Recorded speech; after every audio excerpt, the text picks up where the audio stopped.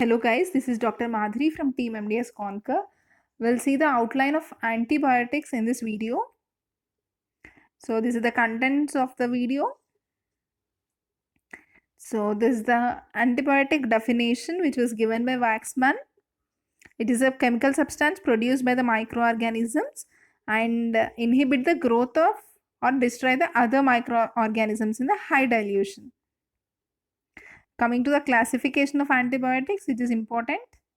So classification, these are the sulfadiazine derivatives, diamino based on the chemical structure classification. This is,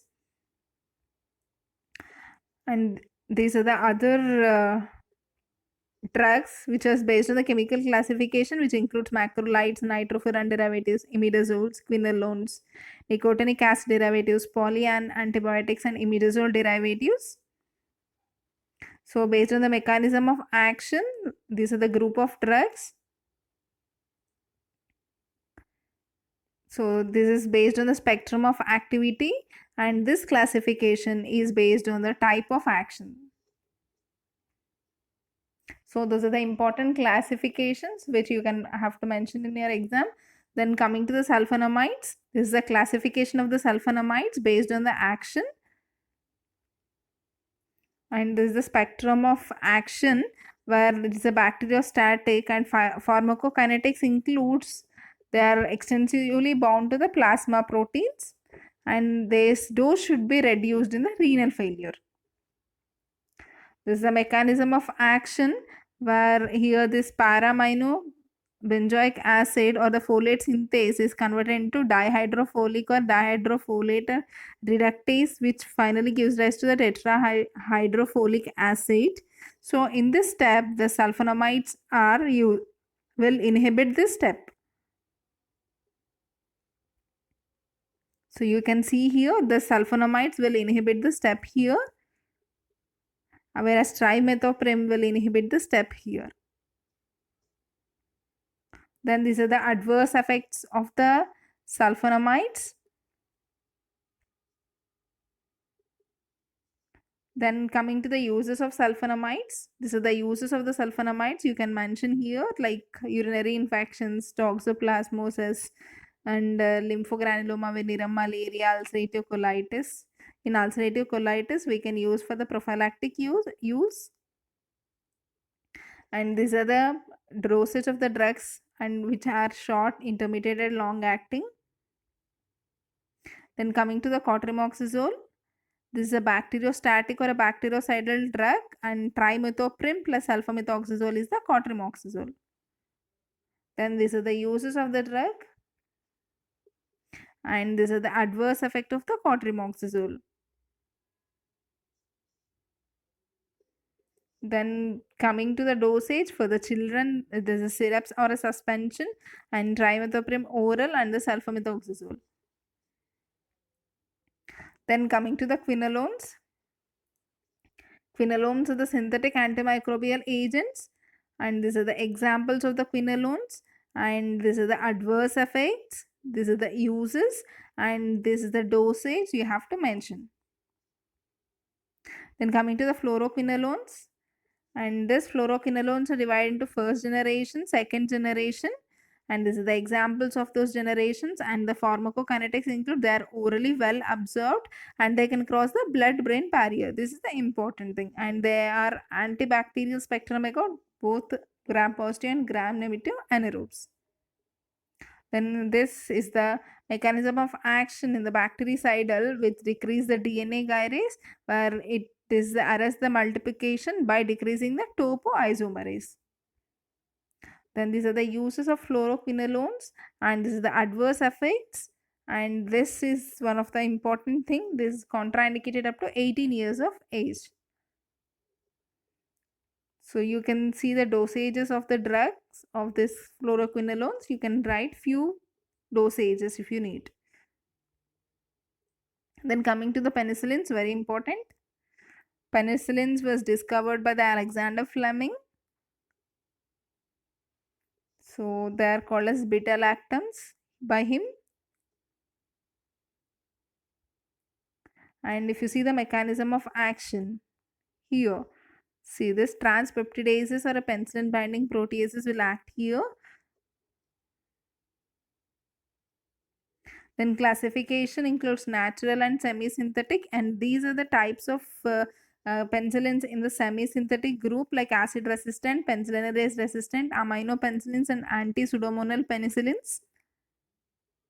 And these are the penicillin G, its spectrum of action, pharmacokinetics, preparation and dosages, and adverse reactions. And these are the uses of this penicillins and disadvantages.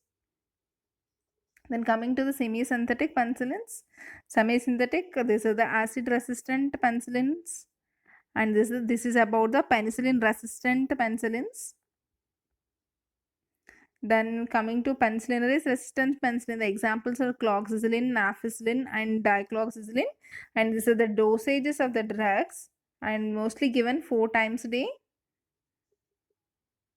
Then extended spectrum in penicillins includes ampicillin, and this have an antibacterial spectrum to both gram-positive and gram-negative organisms. These are the adverse effects, and these are the uses you have to mention, and these are the few important points of this ampicillin, and this is the dosage of the ampicillin.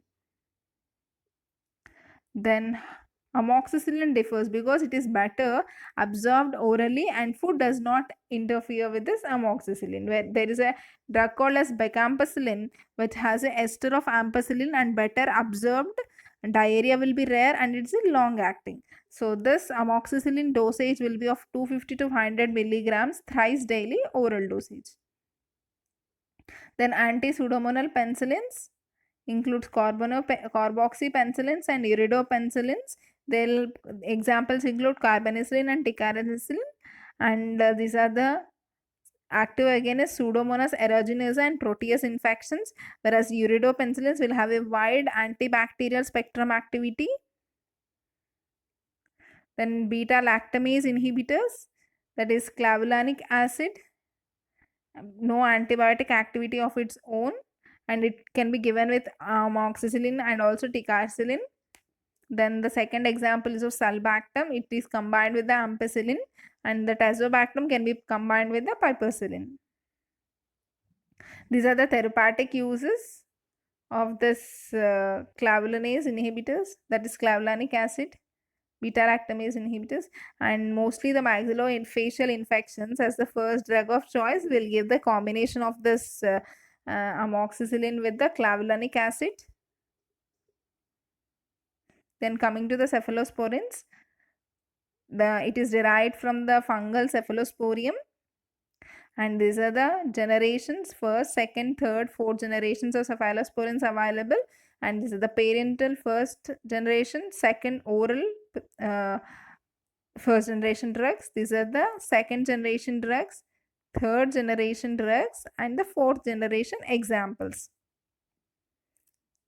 First generation mostly active against gram positive but weaker against gram negative. Second generation less effective against gram positive cocci, anaerobes, and pseudomonas.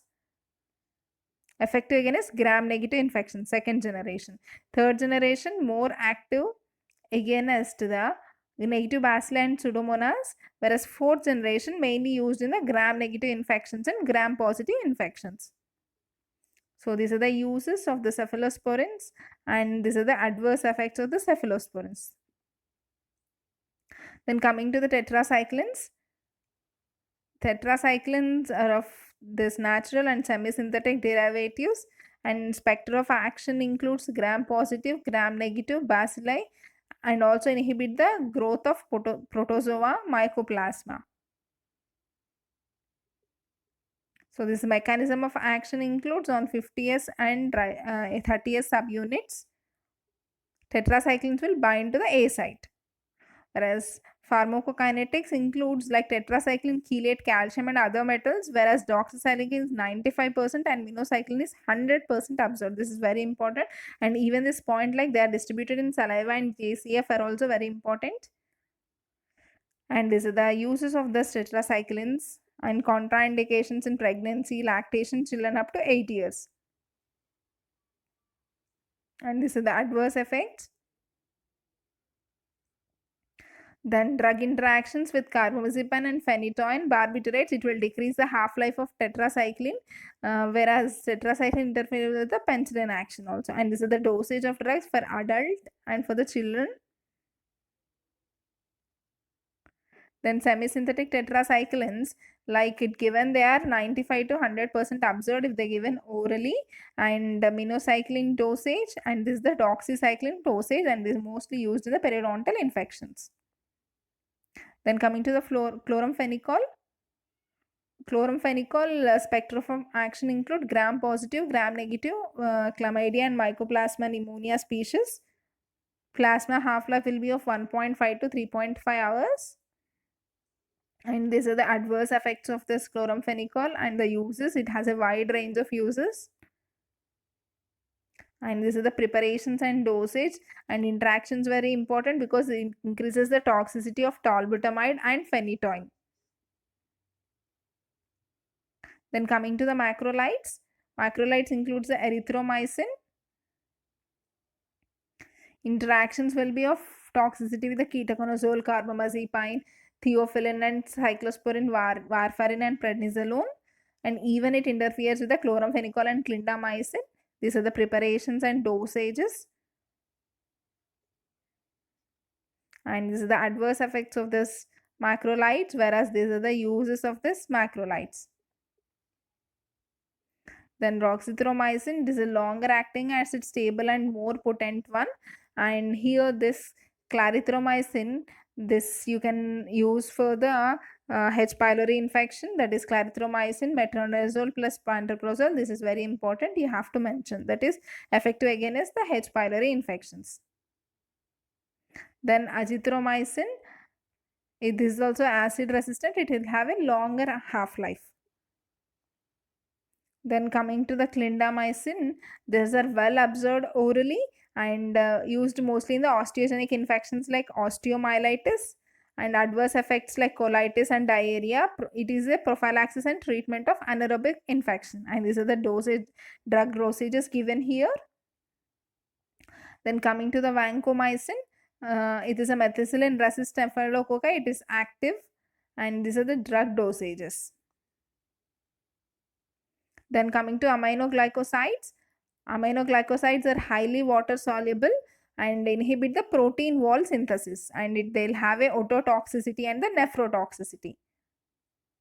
Streptomycin spectrum, mostly the gram-negative bacilli. Kanamycin, due to its toxicity, its use is limited only to multi-drug resistant tuberculosis. And this is the preparations and dosage of the kanamycin. And coming to the gentamicin, these are the adverse effects, contraindication in pregnancy. Then these are the therapeutic uses. Tobramycin has a better activity against the Pseudomonas, whereas amikacin used in bacteremias, septicemias and tuberculosis. Then neomycin, this is poorly absorbed orally, so hence used only topically. Then imidazole derivatives. Metronidazole, this is a powerful amebicide, and spectrum includes Entamoeba histolytica, Trichomonas vaginalis, Giardiasis, Lamblia, Blantidium, okay, and an anaerobic protozoa. And these are the adverse reactions. And this is the dosage of the drugs. Mostly we'll use 400 mg in our dental practice. And these are the interactions with barbiturates, decrease the efficacy. With the cimetidine, it decreases the liver metabolism of metronidazole, and metronidazole produces disulfiram-like reactions. And these are the therapeutic uses of antibiotics. And this is the dosage of the antibiotics, okay. Even they can use with a combination of other drugs like metronidazole plus ofloxacin, metronidazole plus tetracycline, and metronidazole plus amoxicillin. So that's it. This is the complete basic outline of the antibiotics, how you have to present in your examination, which you can include like what's the mechanism of action and what are the uses, what are the effects, and if any present in, you can mention the interactions, and finally the dosage. Okay, these are the these are the references of this video, and I hope it is very useful to everyone. And thank you everyone, have a great day.